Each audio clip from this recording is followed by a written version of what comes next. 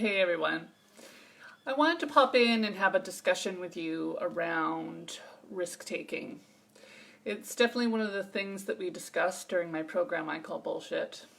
And what I offer is, much like a lot of things in our life that we perhaps have an uncomfortable relationship with and in turn avoid, is changing your relationship with risk. So what is risk? Risk is simply taking action on something when we don't know what the result will be. Now, it's challenging enough when we're doing this sort of thing, perhaps in business, where most people think risk resides, perhaps even in sports. But when it comes to matters of the heart, we can be even more risk averse. And what most of us do, and is in our human nature, is to overanalyze, overthink, rationalize, weigh the pros and cons to the point where we don't do anything. So what I've learned is really the state that you are in now with regards to relationship most likely is a reflection of the risks that you have or have not taken. I'll say that again. Where you are or where you want to be in relationship, but where you are right now is a direct result of the risks that you have or have not taken. Now, if you're not where you want to be, that revelation can sting a little bit. But what I want to offer to you is, it is in revisiting what your relationship is with risk that could really provide you the information that you might be unaware of that can change that relationship. Oftentimes we're not taking risks because of a fear of rejection, or we feel we have a legitimate story that rationalizes why we shouldn't take certain risks. And in matters of the heart, our tender heart, it's easier to rationalize why not to take certain risks or why you believe something will or will not work. My invitation to you today is to challenge those and to call them out for what most likely they really are, which are stories, or have origins in limiting beliefs that once you start really looking at them, and this is a lot of the work that we do in the program, is calling them out for the bullshit that they are.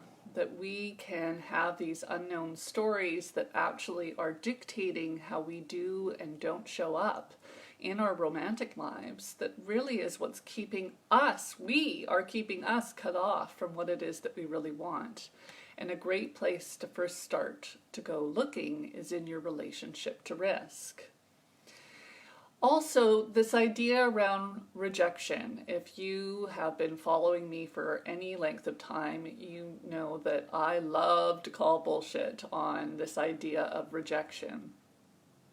Rejection really is, when you change your relationship with it, is this wonderful gift. It actually provides you with this opportunity to liberate yourselves from the things that you think perhaps were meant to be yours. So it helps separate you from this idea of attachment, again, which can have origins in storytelling. And also realize that when you receive a no from someone else, or perhaps it's a no on your own, that this is just information to gain clarity about what does work for you, or who is your person. If someone is saying it's not a good fit, that's a good thing, because you don't want to be investing your time, nor your heart or emotional space in an individual that has told you that it's not a good fit. And thinking that you know better, or exhausting your time in trying to convince another person, really all that is doing is separating your own faith in self and creating this kind of self-doubt that is of no service to anyone, and certainly is not foundation worth in building a healthy relationship, first and foremost with yourself, and then your ability to do that with others. So if you have an experience of what you think is rejection, it's actually a means for celebration.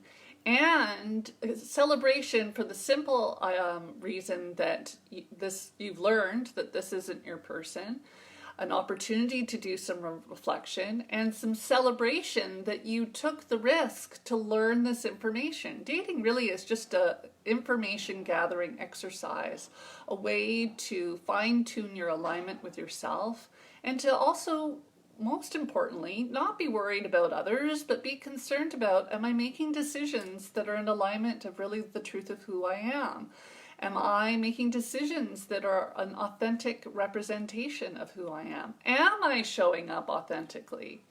And you can't find out this information without taking risks. You can't access a loving relationship without taking risks. To love is to risk, but it can be one of the most rewarding risks that you ever take.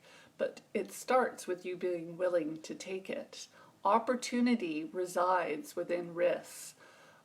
Ample amounts of very valuable information resides in taking risks. So, my invitation to you today is to get curious around where perhaps you have not been taking risks in your romantic life. If you're out there dating or perhaps in relationship, what have you been saying or not been saying? What have you not been willing to risk? Is it a tough conversation? Is it upholding a boundary?